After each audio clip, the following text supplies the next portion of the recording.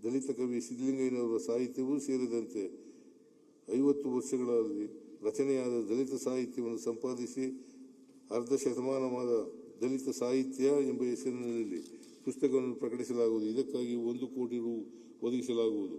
ದಲಿತ ಕವಿ ಸಿದ್ದಲಿಂಗಯ್ಯ ಮತ್ತು DR ನಾಗರಾಜ ಇವರುಗಳ ಹೆಸರಿನಲ್ಲಿ ಟ್ರಸ್ಟ್ ರಚಿಸಲು ಕ್ರಮ ಕೈಗೊಳ್ಳಲಾಗುವುದು.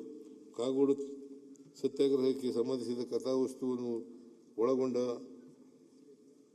ನಾ ಡಿಸೋಜ ವಿರಚಿತ ಕೊಳಗ ಕಾದಂಬರಿಯನ್ನು ಆವರಿಸಿದ ನಾಟಕವನ್ನು ರಾಜ್ಯಾದ್ಯಂತ ಪ್ರದರ್ಶಿಸಲಾಗುವುದು. ರಾಷ್ಟ್ರಕವಿ ಕುವೆಂಪು ಅವರ ಮಲೆಗಳಲ್ಲಿ ಮದುಮಗಳು ರಂಗರೂಪಕದಂತೆ ಖ್ವಾಜಾ ಬಂದೇ ನವಾಜರ ಕುರಿತು ಅಹೋರಾತ್ರಿ ನಾಟಕವನ್ನು ಏರ್ಪಡಿಸಲಾಗುವುದು.